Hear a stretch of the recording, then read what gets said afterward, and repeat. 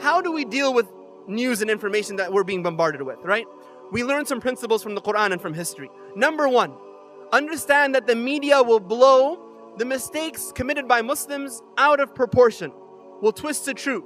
Now, this is not all media outlets. This is not to paint them with a blanket brush of negativity. There are many amongst the journalists and outlets which are fair. But there are also many, perhaps it's even fair to say most, which portray the Muslims in a negative light and blow things out of context. And so you have to keep things in proper perspective. Right? As Allah did. They made a mistake, yes. But don't forget what you've done. Right? When you've driven out the people from their homes and driven people away from Allah, and you've killed and tortured and the like.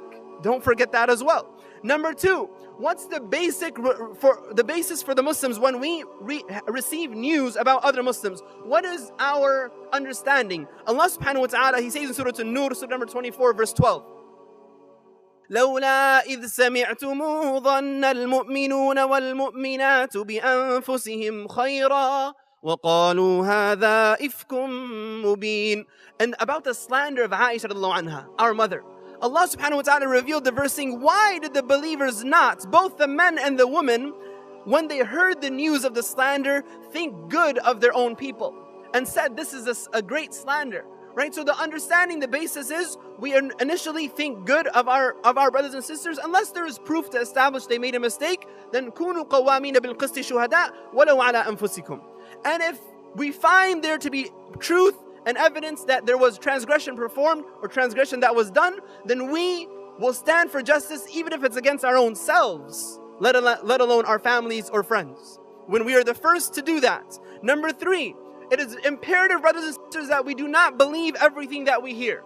Allah subhanahu wa ta'ala, He says in Surah Al-Hujurat, Surah number 49, verse 6, يَا أَيُّهَا الَّذِينَ آمَنُوا إِن جَاءَكُمْ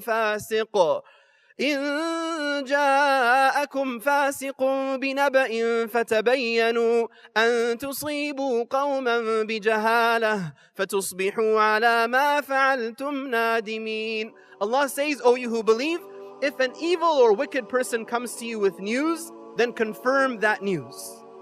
Because if you don't, He says, you may cause harm to someone. If you act based on the information you receive without confirming it from a source that is not trustworthy, you may harm someone and you will then become regretful over what you did. So we have to confirm what we hear, and that's very important. Number four, we have to diversify our media intake. I remember reading a news broadcast that, a drone strike in Pakistan killed 6 terrorists. But then you start looking into Eastern media and find out what happened. And you find out it was actually a girls' school that was bombed, and 6 children who were in school, female children who were in school, were killed. Right? So that's important. Diversify your media intake. Don't just take from Fox News or CNN or BBC. Spread your wealth around and try and gather information. Number 5, critically think. It's important that we critically think. Right? When we're fed something, don't just take it at face value. Read what's in between the lines. We have to become a nation that critically thinks and doesn't just take things at face value. Number 6, and this is very important. The Salaf, they used to make this dua. Allahumma arina al-haqqa haqqa warzuqna ittiba'a wa arina al-batila batila warzuqna ijtinaba. Oh Allah, show us truth as truth. And oh Allah, show us falsehood as falsehood. Right? And help us stay away, follow the truth and stay away from falsehood. So why is that important? Because we live in times of confusion. So we ask Allah for clarity in the times that we live in. And the last point that I mentioned as we close is that if you're going to speak the truth, you speak the whole truth. Right? Like I said, if Muslims do something wrong, we absolutely will condemn it. If they do something wrong, we will be the first to condemn. But at the same time, we can't forget the circumstances that caused the situation to begin with.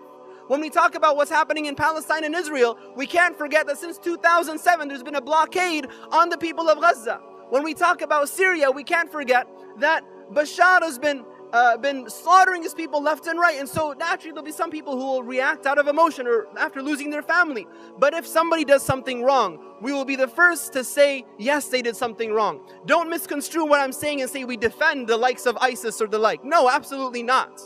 If anybody kills an innocent civilian, we absolutely stand against that. And Islam is unequivocal in that no civilians are to be harmed. That's unequivocal truth. But at the same time, if we're going to speak, then let us speak the whole truth. As Allah subhanahu wa ta'ala did, they made a mistake, but the other mistakes are also there. We, brothers and sisters, we have to develop a maturity and understanding of the information that we receive. Jazakumullahu khairan.